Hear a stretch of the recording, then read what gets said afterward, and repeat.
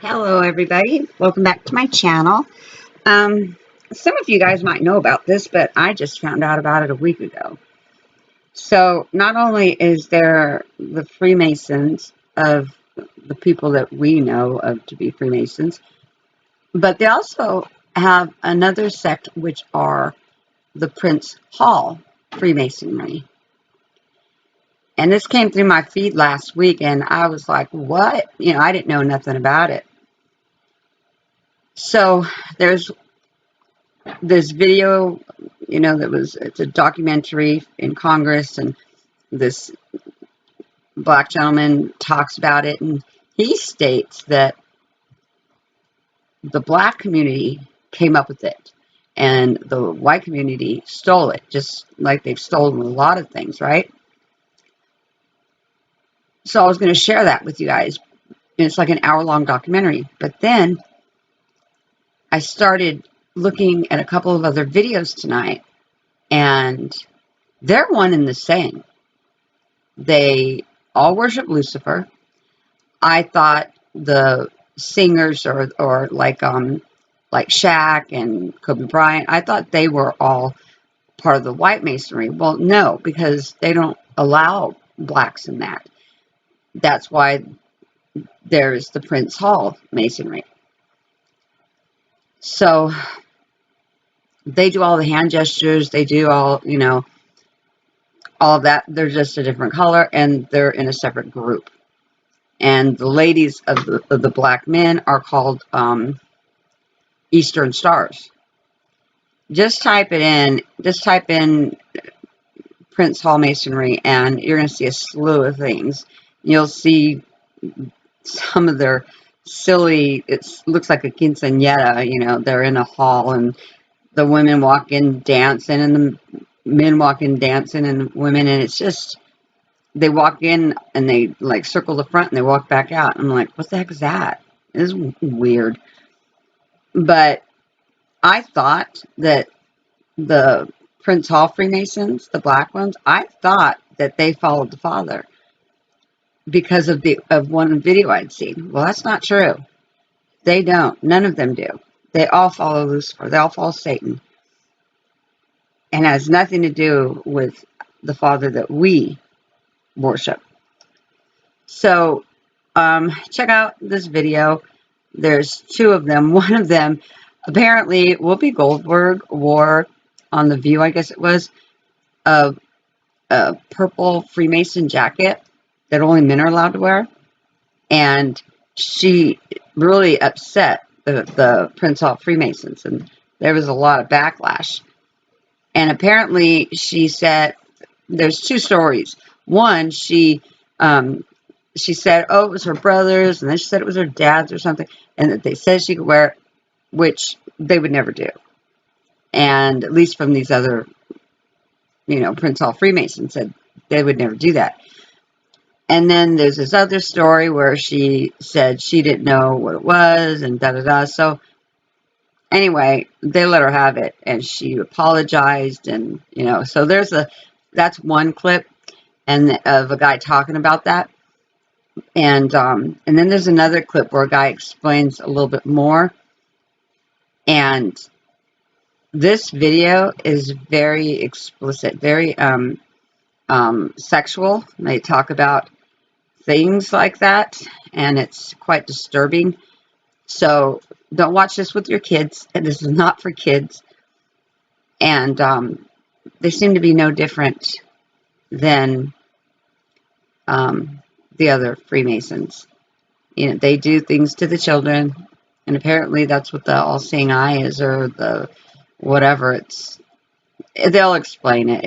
It's pretty morbid, but just be warned that this is a lot of this is sexual in nature, and be forewarned.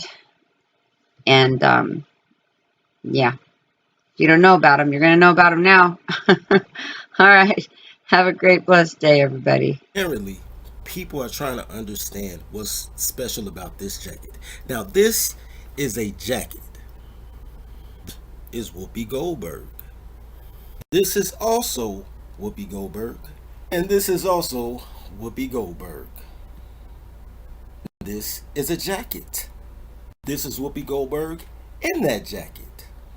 And this man is the reason everybody's so pissed off. This gentleman right here, his name is Prince Hall. Back in the day, um, they didn't allow black people to do anything, right? It was straight segregation. So Prince Hall wanted to be a Mason.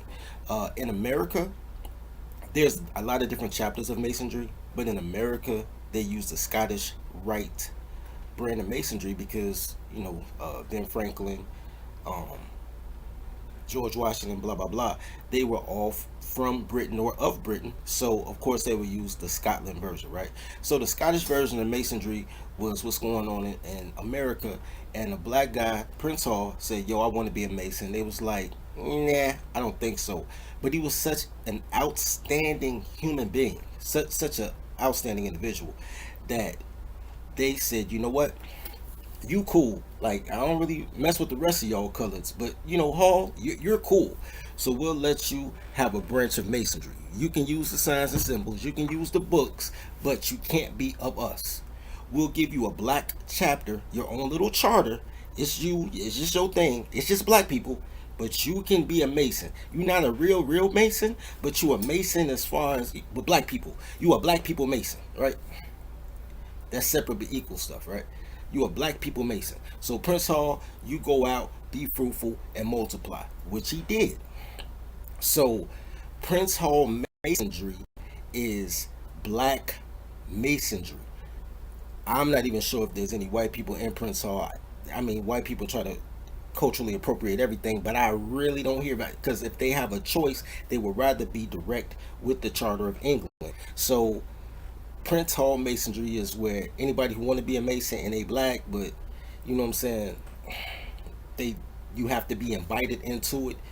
It's not a secret society because everybody knows about it, but it is an invitee society, just like any other fraternity. You have to pledge, you have to get hazed, you have to go through rituals, learn manuscripts, special handshakes, read books, all that stuff in order to be a mason. And this man Prince Hall made that possible for black people to be included in masonry, right? You look at this jacket, when you look at the top, the left corner, it says Prince Hall Mason. On the right corner, it says PHA, right? Which stands for Prince Hall as well. This is the official jacket of black masonry. And this is what Whoopi Goldberg decided to basically disrespect. Now, here's my problem with the whole situation, right? Whoopi says that her brother was a Prince Hall Mason and she got authorization from his fraternal order to wear the jacket. So she thinks she should be absolved. There's a lot of different things going on right here, but let's just go through it, right? Let's go through everything, all the checklists on that. Number one, their Masonic lodge let a woman wear their regalia. There was a time in which if you were not a Mason and you wore a Mason ring or a Mason chain, if a real Mason came to you and quizzed you and you didn't know Masonic law, they would strip you in the street. They would take your ring, your jewelry, might take your money. They would rob you in the streets for everything that's theirs. They felt that it was theirs. The trials and tribulations, the goats, the everything that they went through to earn the right to wear that logo. If you were not part of that, they would strip a man in the street. So number one, not only did you not stand on that, you gave it to a woman. Like, it's not even a man. Like, he couldn't even fake like he a Mason because women are Eastern Stars. So number one, Prince Hall Masons don't give a shit. Now I got a story. This is a true story. Um, and I know Prince Hall is gonna get mad, but whatever, right? I wanted to be a Mason since I was 11 years old, right? So I was like, yo, I want to be a Mason. I want to be a Mason. I had an uncle that was a Mason. He was like, nah, you too wild. I can't vouch for you. I was like, man, you just a boomer. You don't know shit. I want to be a Mason. I want to be a Mason. Turned 19 years old. And Mason started approaching me because by now I got a name, right? I done did everything I'm gonna do. My name is my name. They like, oh man, we've been hearing about you. You a good dude. You want to be a Mason? We Prince Hall Masons. We a black. We the original black Masons. The only masonry for the black man. All right, cool. First Masonic dude. First Prince Hall Mason that wanted to bring me in. You have to get vetted. They have to see if you cool enough for them to go back to their lodge and say, yo, I vouch for him, right? You need somebody to co-sign. First dude ended up being a this motherfucker. He was like, man, look, we gonna do this. We gonna hang out. I need to get a feel for you, see if you an upstanding dude. I'm like, all right, cool. Slide down on the man. Basically, you know what I'm saying? We at his crib, we having drinks. I didn't know I was on a date. We having drinks, you know what I'm saying, chopping it up, smoking good cigars though, like imitation Cuban cigars wrapped in banana leaf paper dipped in brandy, and we drinking brandy. We drinking NJ VSOP, you know what I'm saying? So it's brandy cigars, sipping brandy, doing some real what I thought was like some cool boss move type of dude stuff. And he just no, I'm gonna make this a toddler tale too, cause men are toddlers too. And he just was like, "Yo, man, once upon a time, there was a old folks building on 47th Street, and it burned to the crisp." And I was like, "Yeah, I remember that on the news." He was like, "Yeah, man, I used to have a roommate." And when he said he had a roommate, I started looking at his apartment like, this a one bedroom. But I ain't say shit though. I was like, well, maybe niggas slept on the couch. I ain't think none of it. He was like, man, I used to have a roommate. He was so cool. He lost his life in that fire. He saved two people, went back to save a third, and one of the wood beams fell on him and he died. And I was like, oh, that's tragic. Because it is tragic, right? I was like, that's fucked up. And he was like, yeah, I remember I used to get so drunk. I used to come in the crib and I just wake up in my boxer shorts and was like, damn, I don't even remember getting my boxer shorts. It's like one day I wasn't that drunk and I got to the crib, I was drinking, but I wasn't drunk like that. And I came in the room and he was taking my clothes off for me. And then he just pulled my little thing through the fly and was acting like he was going to suck my dick. I was like, what's going on? And he was like, man, we friends, as friends, you know what I'm saying? We can share this type of experience, whatever, whatever. And I was like, what? I was like, nigga, what you do? He was like, yeah, oh, I was just wondering, could I suck your dick? What? Do do do do do. Furniture moving. Let me get the fuck up out of here. That lost that vouch, right? I was like, you know what though? I still want to be a Mason. One bad apple don't stop, don't ruin the bunch, right? Boom. Find another dude. But ironic, both of these dudes work around kids too. Both of them. Now I think about it, both of them work for a park district. Anyway, went to another park district. Ran into a dude. Was like, man, you cool? I was like, yeah, you cool. He ran the midnight basketball league back then. I was in my prime, exercising and shit. You know what I'm saying? Like, man, look, midnight basketball costs 125, but I like your swag, homie. Like, man, I'll get you in for free. You know what I'm saying? I was like, oh, that's good looking, dog. I love the hoop. You know what I'm saying? Boom. Come through. It's like, well, man, I gotta vet you though. Whoa, whoa. You know what I'm saying? Kick it. Motherfucker used to, you know what I'm saying? We used to go out to eat. You know what I'm saying? It's always food in these situations. If my friends hear this, they gonna laugh because they be like, yo, nigga, motherfuckers think you weak for bitches, nigga. You weak for food. Like, I be there for the tacos, dog. I be there. Anyway, so I always been like this. So anyway, so we went out to eat a couple times. You know what I'm saying? Once again, I didn't know we was dating. We'd just go hang out like, dog, $2 Tuesdays at Pepe's, or you know what I'm saying. It'd be late. I'd be like, yo, I'm finna come play ball. He'd be like, oh, we shut down the spot early. You know what I'm saying. But if you hungry, we had some pizzas at the gym. I'll bring you a pizza. I'm like, a whole pizza? Hell yeah.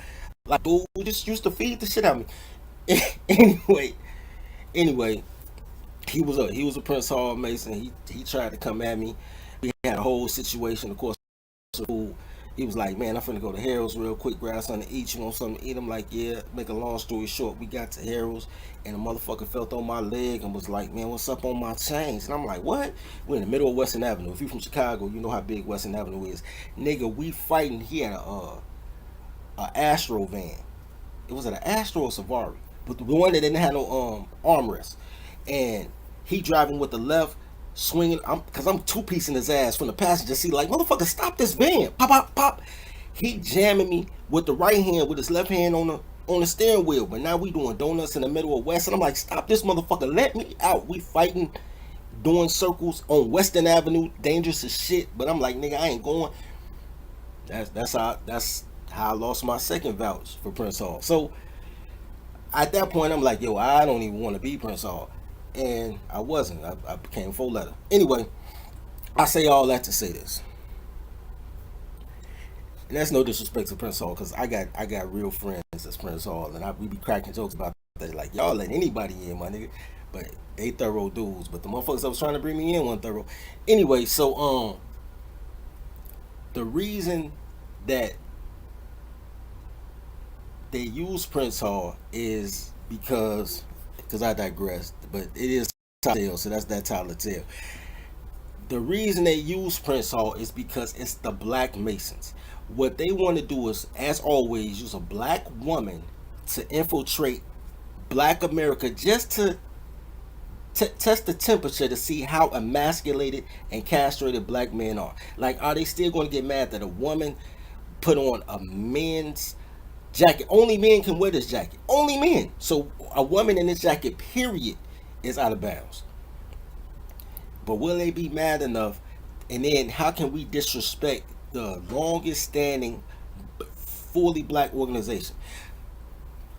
To be perfectly honest with you, I could have seen the Qs doing this too. For some reason, Prince Hall and Black Greek Qs, they don't. The athletes respect being Qs. Once it's not athletes, do not respect it as they should, bro. I have seen non-athlete Qs just totally disrespect like everything they fraternal order is supposed to be about. Now we talking about a dude who played football in college. Shout out to Savannah State, go Tigers, right? But and the football team wasn't playing about that Q shit. But all the little mascots and managers and water boys and all that shit they let be just because they're on the team, they didn't have no respect for it. I could have seen it coming from the Qs too.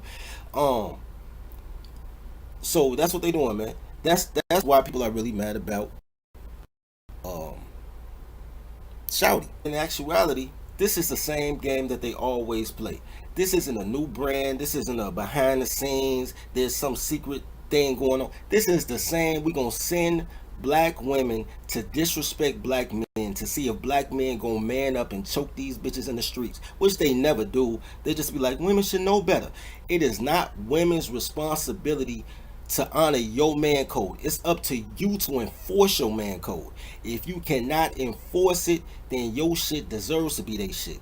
That's how America works. America works as it's my land. Oh, you got pistols? Oh, now it's your land.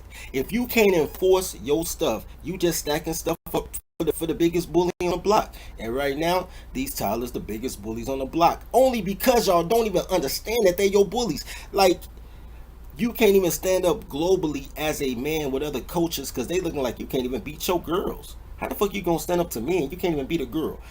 And y'all need to do better, man. Anyway, love each other as you love yourself.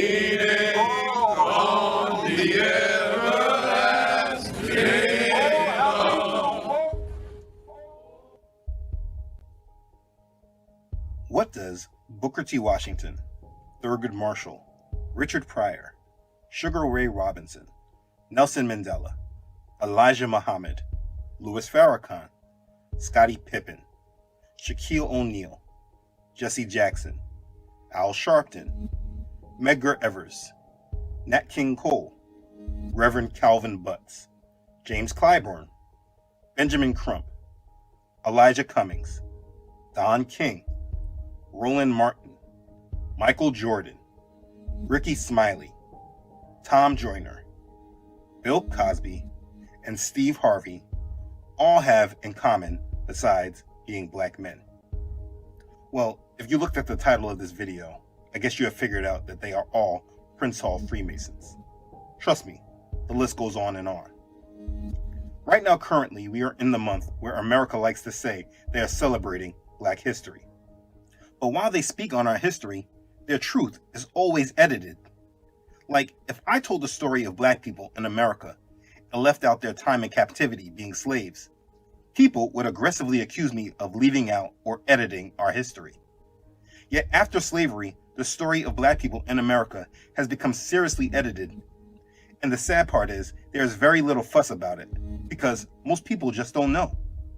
We basically went from slaves, to segregated, to fighting for civil rights, to having prominent Black individuals in all facets of the country, to now people claiming there is equality. That is the story that most people want to believe. Change has come to America. But the truth is that this version of history is extremely edited. There is something that must be understood in modern day Black history, particularly in America. Without it, you miss a very big side of history that will always leave you blinded and confused and led astray into rebellion. There is no modern day Black history without talking about Prince Hall Freemasons. Mostly everything that we know today in our Black American culture has been cultivated and steered by Prince Hall Freemasons. They are literally an unseen hand of Black America. So we can no longer just go through the cycle of speaking about Black History Month and not discussing the real shakers of our Black history. Like, we'll talk about the individual, but who they are and what they were a part of, we love to leave out. We all need to know about Prince Hall Freemasonry. Let's begin. So, a few weeks back, I did a video about what is Freemasonry. If you do not understand what Freemasonry is, I suggest you watch that video. This video is not about Freemasonry. Once you understand their structure, the symbols, who they serve, and why, you can then on your own form your own educated opinion about the religion/organization. The unfortunate truth is that too many people form their opinions without this information.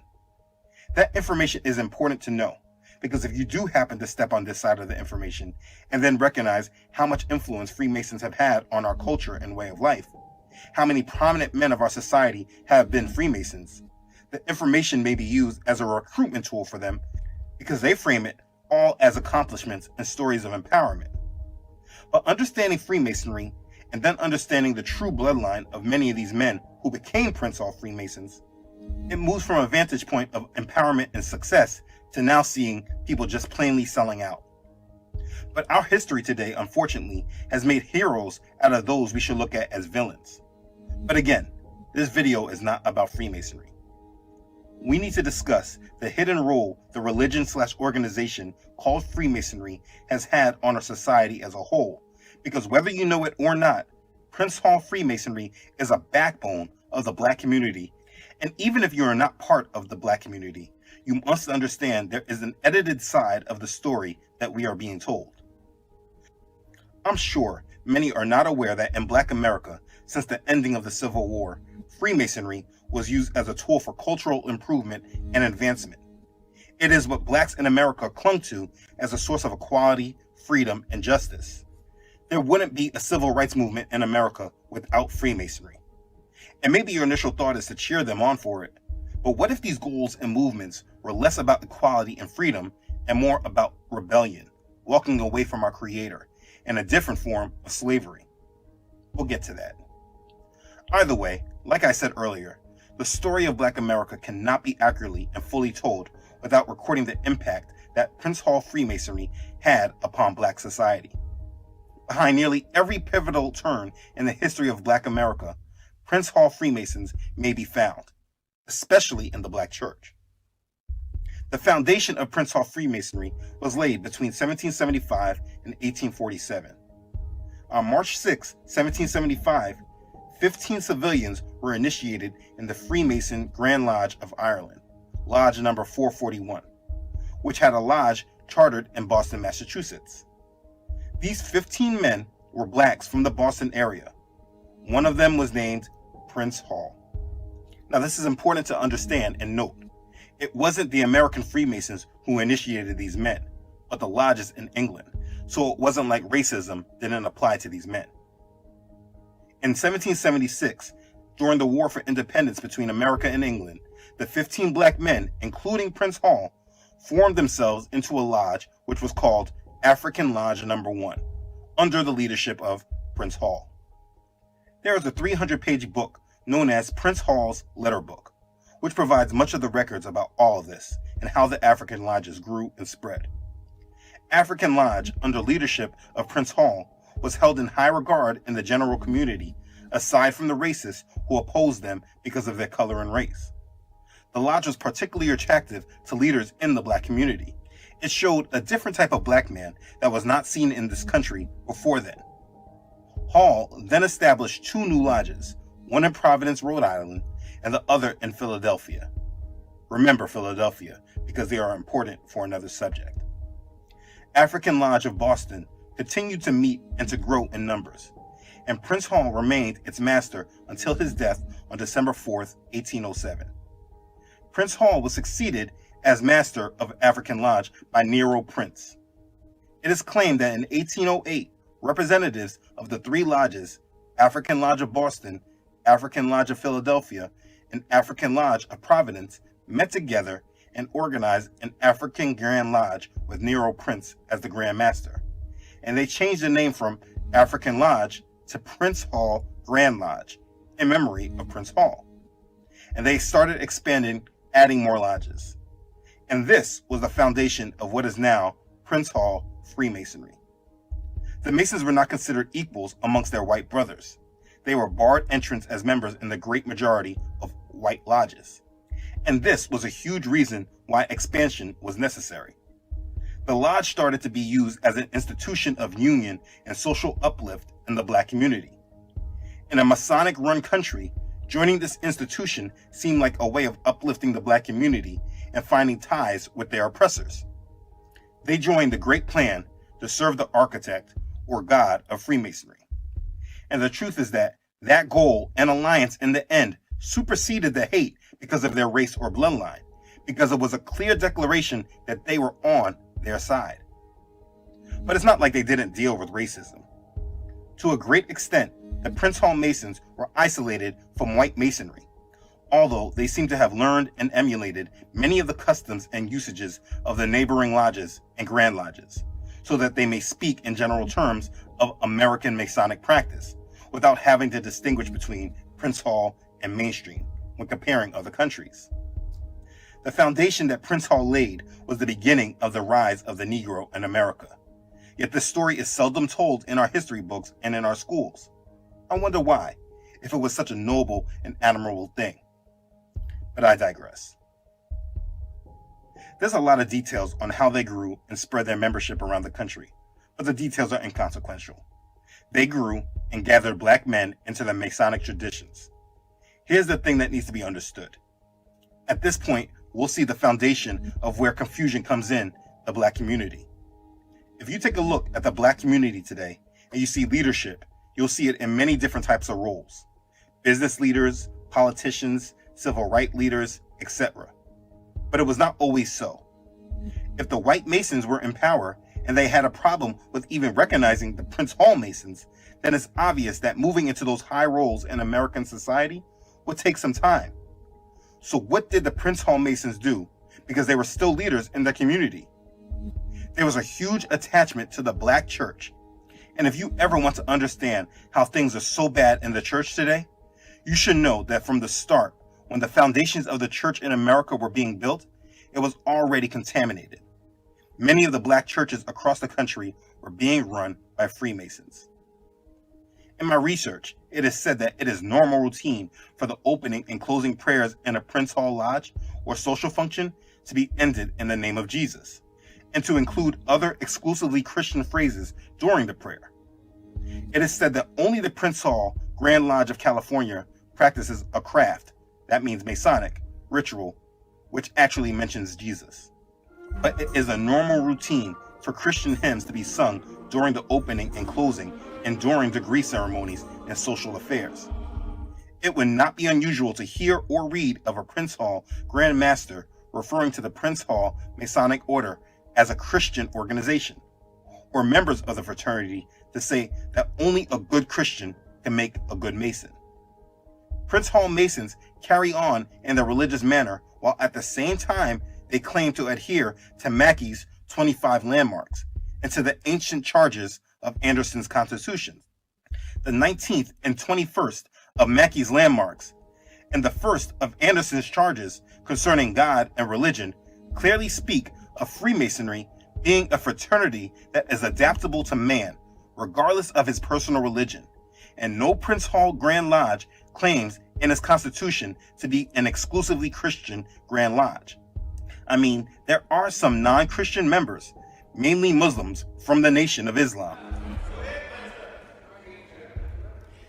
Some of you are Masons, Shriners, studying the secret wisdom of God in your lodges. But your lodge is a little different from the white folks' lodge. And they are accommodated at least to the extent of being able to use their own book of faith at the altar.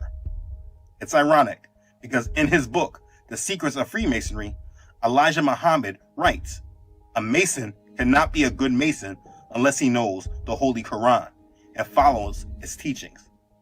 This book is the only book that will make a true Mason." Oh, but I don't want to get off track. The point I am making is that Masons have completely infiltrated the Black church. This is not giving credibility to the other churches in America, because they have been infiltrated as well. And for many of them, I believe they're even easier to tell. But this is something very specific to the Black church, and it must be known because the Black church has always been the staple of our community. And there are things that our parents and grandparents and great-grandparents just did not know because it was being hidden from them. Now, if they actually followed the word and aligned it with what they were seeing from the pulpits and organizations, perhaps things wouldn't have gotten so crazy today. But unfortunately, this was not the case. There were many Masons in the church, and they had no problem speaking on Jesus, calling on his name, singing hymns, giving tithes, etc., which is pretty much the fruit that the Black churches look for when identifying a brother or sister in the faith. So on behalf of myself and the St. Paul Church family, we would like to say thank you, thank you, thank you. Father, as we depart from this place, but never from your presence, we pray that the communion of the Holy Spirit would rest, rule, and abide with each. Though these Masons have taken oaths and pledges and have done rituals that completely contradicts the scriptures that they say they believe in.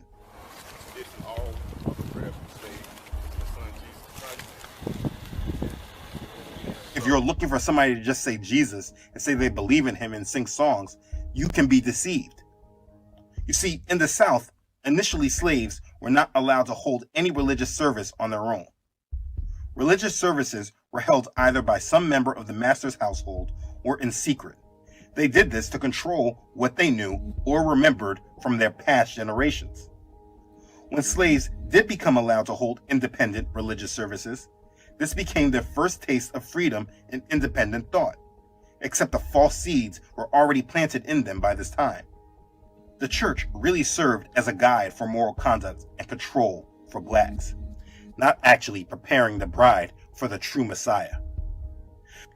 The seeds of deep loyalty to the church, not God, but the church, were sown very early.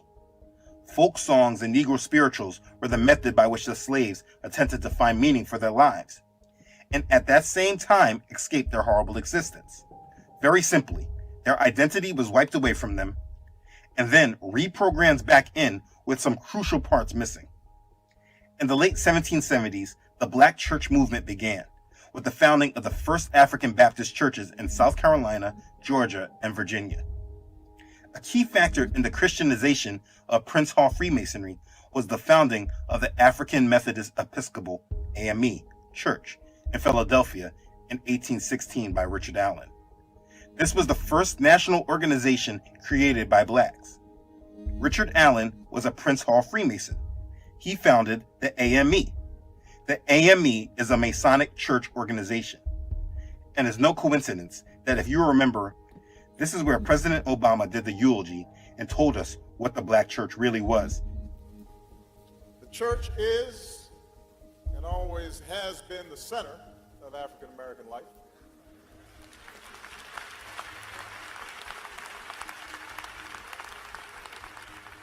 A place to call our own in a too often hostile world. A sanctuary from so many hardships. There have been and continue to be community centers where we organize for jobs and justice, places of scholarship and network. That's what happens in church. That's what the black church means. And then he sang Amazing Grace, drawing everybody in. How sweet the sound. Anyways, it is said that during Richard Allen's time, nearly every black in the Philadelphia area was an African Methodist Episcopal Christian. Allen had greater influence upon blacks of the North than any other man of his time. And of course, Prince Hall Freemasonry had a great influence on the growth and development of the AME Church. Now, it's not just the AME Church. They did infiltrate the Baptist churches as well. But the AME Church is a Masonic church, and that must be emphasized. The black church in America has always been infiltrated by Masons, so there's no coincidence how over time the faith and truth have been lost. The leaders in the black communities have always been religious figures, and from slavery until integration, all the black community had to lean on was the church, and the lodge and these bodies often met in the same facility. This is the real truth about the black American experience. This is why we have seen so many of our leaders come out from the church. The Reverend Al Sharpton, the Reverend Jesse Jackson, the Reverend Calvin Butts, the Reverend Martin Luther King Sr., father of the civil rights leader, Jr., all Prince Hall Freemasons, all of them. I've done a lot of digging to confirm Michael King, I use his real name, if he was a Freemason or not, but I have not been able to confirm. But that's not an endorsement of him. That's just a part of him not confirmed or not known. But he had many affiliations because his father was one and he spoke at many Freemason lodges. He's another subject we cannot discuss until the information is layered. Either way, the point I am making about the church is that it has been infiltrated, and they have used the church to push agendas that are contrary to Scripture. When understanding the infiltration, it's no coincidence how we have gotten to the point that we are in today with the church ready to accept the one world religion. They have slowly mixed in their Masonic teachings in with the church and have diluted Elohim's word so that the faith today is unrecognizable to the masses. Don't get me wrong, the blame is not completely on the Masons, but you can definitely see how their influence has manifested and brought confusion and rebellion towards the Most High. There is probably no other branch of Freemasonry in the world so closely interwoven with the history of one race and one country as the Prince Hall Masonic Order. We all know the history that on July 4th, 1776, the leaders of this country issued a Declaration of Independence stating, 1. That all men are created equal and are endowed by their Creator with natural and inalienable rights, which no man or government can bestow or take away. 2. That to secure these rights, men create civil communities and civil authorities who derive their just power from the consent of the governed. 3. That members of the community are colleagues, not subjects, and that legitimate government consists in the communion of equal laws applied equally.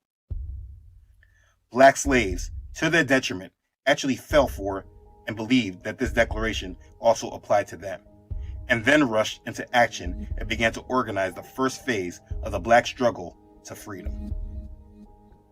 For many that really do not understand the full extent of their influence, it will probably surprise you that most of the black heroes that we hear of today were Prince Hall Masons, like Philadelphia Freemason Benjamin Banneker, an accomplished mathematician and scientist who invented the clock, or W.E.B. Du Bois, another notable Freemason who was one of the founders of the NAACP, or Booker T. Washington, another notable Freemason who was an American educator, author, orator, and advisor to multiple presidents of the United States.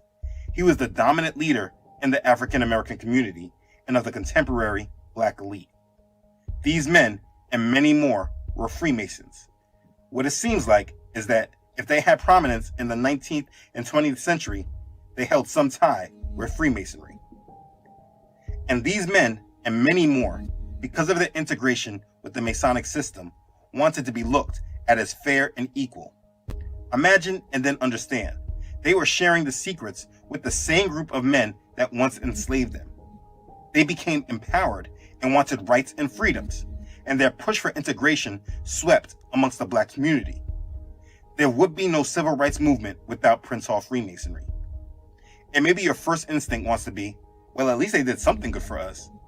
As a believer and putting the Most High, Yahuwah, and your faith in Him, if you put Him in priority over our racial struggles, if you look how they have used civil rights against us, tying things that are an abomination to the Most High along with our civil rights, LGBTQ rights, Black Lives Matter, while also using it to push tolerance for a blending of all world religions, most, I'm sure, would love to go back in time and tell them, don't do it. Well, that's how I feel.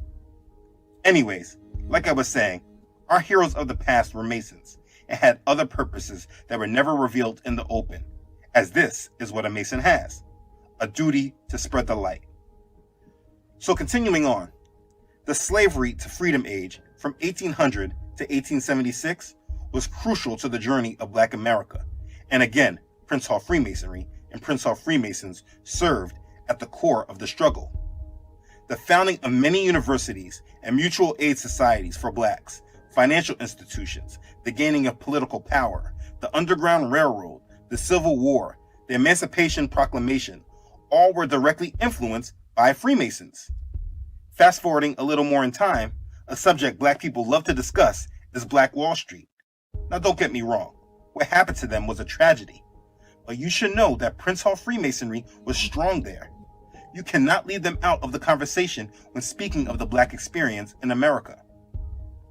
In his book, A History of Freemasonry Among Negroes in America, Harry E. Davis records that black Freemasonry during the slavery to freedom age took a very high interest in three institutions: the church, slavery, and education.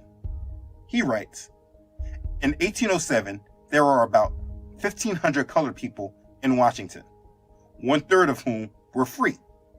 A small group of these free men established a school and later became the founders of the first Masonic Lodge. They also organized a beneficial society under whose benevolent guise they operated a station of the Underground Railroad. In 1823, a few of these men were initiated in the Colored Lodges of Philadelphia, and in 1825, they were chartered into Social Lodge Number 7. The Masons used the civil rights agenda with great skill to tie black Americans in with a cause, and they used their organizations to promote integration within society, and then also to squash those that were advocating withdrawal, people like Marcus Garvey. Through the early 1800s, slavery, the Civil War, Reconstruction, and post-Reconstruction Southern white supremacy, Prince Hall Freemasonry spread and solidified. By 1900, there was either a Prince Hall Grand Lodge or a chartered lodge operating in nearly every northern and southern state, and some western territories and states. By 1910, Prince Hall Freemasonry had created a national Grand Lodge, the state Grand Lodges were meeting annually, and work was being done to unify all of their rituals. During the post-Reconstruction era, the Black Masonic Lodge, along with the church and colleges, played a huge role in the subculture that went unheard and unseen by white America. Again, this was often happening through the same men who were operating the lodges, leading in the churches and colleges, and other fraternal groups. They created a black community life that revolved around meetings, along with social and political maneuvering for all the members that belonged. They focused on integration, and did this through a focus on economic strength by establishing retail stores, banks, hotels, newspapers, and insurance companies. These men, who later sold out to the same oppressors who once enslaved them, now became our heroes, and over time became what we were actually striving to be like. They were the standard, and that's really crazy. Some of the main fraternal groups that were established: either before the Civil War or during or after Reconstruction, were the Oddfellows, Galilean Fishermen, Nazarites, Colored Knights of Pythias, Knights and Daughters of Tabor, Grand United Order of True Reformers, the Independent Order of Good Samaritans, the Improved Benevolent and Protective Order of the Elks, the Royal Arch, and the Order of the Eastern Star. I figured I'd list them in case you have ever come across these groups. And believe me, as we move closer into modern times, you'll see a lot more. All of these groups served as mutual aid and support organizations and allowed blacks to exist in small worlds of their own. And along with the church, these groups produced community leaders and social circles. They gave the black communities sense of unity and independence. To be clear, that was really for those that were in the inside. And this is one way we saw the separation of classes within the black community. We just never really are told why. We are told that it was about education. They would tell us that getting a good education would bring us success in this country. And this is what we were programmed to believe. But success in this country was actually more about the organization we were attached to and who we actually knew. So there was always a big glass ceiling over us unless certain doors were opened by these fraternal organizations. So because of these fraternal organizations, education and economic growth ushered in the visible black bourgeois class. The class of blacks that distinguished themselves from the other blacks because they were wealthy, educated, and connected. The boule. These pocket of Prince Hall Masons adopted the bougie attitude and selected their members based on their class in society, and some with the paper bag test. These lodges, societies, and fraternal groups helped solidify the black middle and elite classes that are still identifiable today. The spirit of the separation made it necessary to copy the white universities' Greek letter fraternities and sororities, and to create their own. Many of the founding members of the early Greek letter fraternities were also Freemasons, and of course, most of those fraternities are still in existence today. They are like recruiting tools for the underground, but we have to really discuss this at a later time. I can really go on in great detail with this history. They were in everything. Now, if you allow them to tell you, it's because of them why we have the freedoms and the acceptance in our society today. And that's really true. Our way of life would not be what it is today without Prince Hall Freemasonry. Again, that's really true. The real sad part is that we have so many people tied to this system that actually want to thank them. And again, this is how people are recruited. But if you actually take the blindfold off and look at what is happening to our world and how far we have moved from the Most High, you can definitely see a great influence that needs to be highlighted and then avoided. We do not want to assimilate with them, but pray for them and remove ourselves from their influences. When I look at the world through open eyes, not programmed by the Matrix to see what they want me to see, I see men and women who sold out their God for acceptance in a demonic system that has an ultimate goal of enslavement. You must understand Freemasonry to understand just how sinister this all is. But in the end, even if you do not fully understand Freemasonry, you should understand that the world is not as gray as many would like to think, and things are really black and white. Most of what we know today has been influenced by secret societies that have been moving the world in a direction actually fulfilling Bible prophecy. And this is why the Bible tells us, do not love the world or the things in the world. If anyone loves the world, the love of the Father is not in him. For all that is in the world, the lust of the flesh, the lust of the eyes, and the pride of life, is not of the Father, but is of the world. And the world is passing away, and the lust of it. But he who does the will of Elohim abides forever. That's 1 John chapter 2, verses 15 through 17. Or also, do not be conformed to this world, but be transformed by the renewing of your mind, that you may prove what is that good and acceptable and perfect will of Elohim. Romans chapter 12, verse 2. And again, this is why Yeshua says, no one can serve two masters, for either he will hate the one and love the other, or else he will be loyal to the one and despise the other. You cannot serve Elohim and Mammon. Matthew chapter 6, verse 24. I can go on, but you get the picture. If you have watched my videos before, there should be an understanding of us not being of this world. And in reviewing history, what happened clearly is that after our bondage, instead of clinging to the Most High and abiding fully in His Word, we held on to men that directed our association and relationship with the Most High, according to worldly thoughts and principles. They aligned us to agendas that serve the world and not our Father. Over time, we were so influenced by the world that the church is not able to even understand and identify with the nature of who we truly are and who we actually serve. Our identity was stolen and then hijacked by infiltrators who lost their soul to gain the world. And we have been following these men and women for centuries now.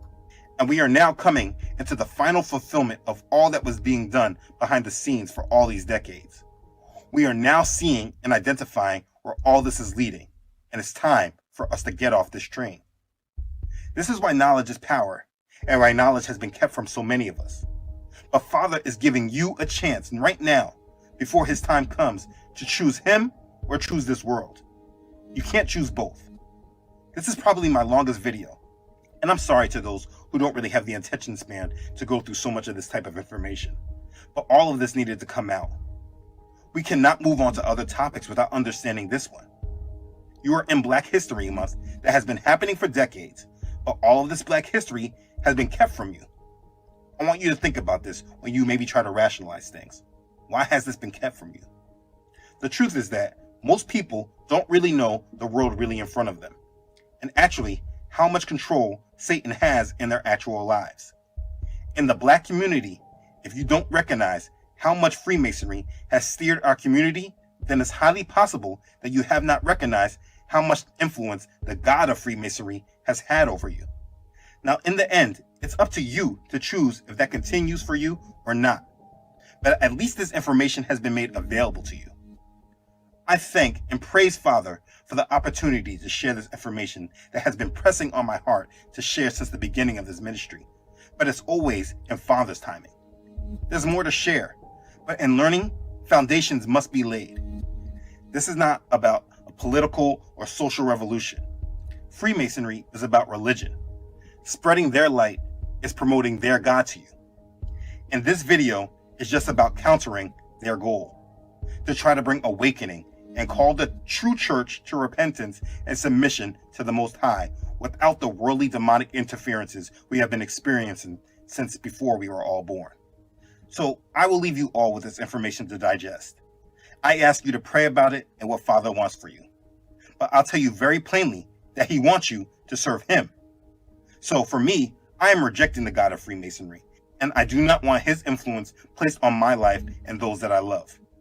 And I will end this with what I want you to tell others as well. Because if it seems evil in your eyes to serve Yahuwah, choose for yourselves this day whom you are going to serve, whether the mighty ones which your father served that were beyond the river, or the mighty ones of the Amorites in whose land you dwell. But for me and my house, we will serve Yahuwah. You do as well, and be blessed. Okay, thanks again for watching.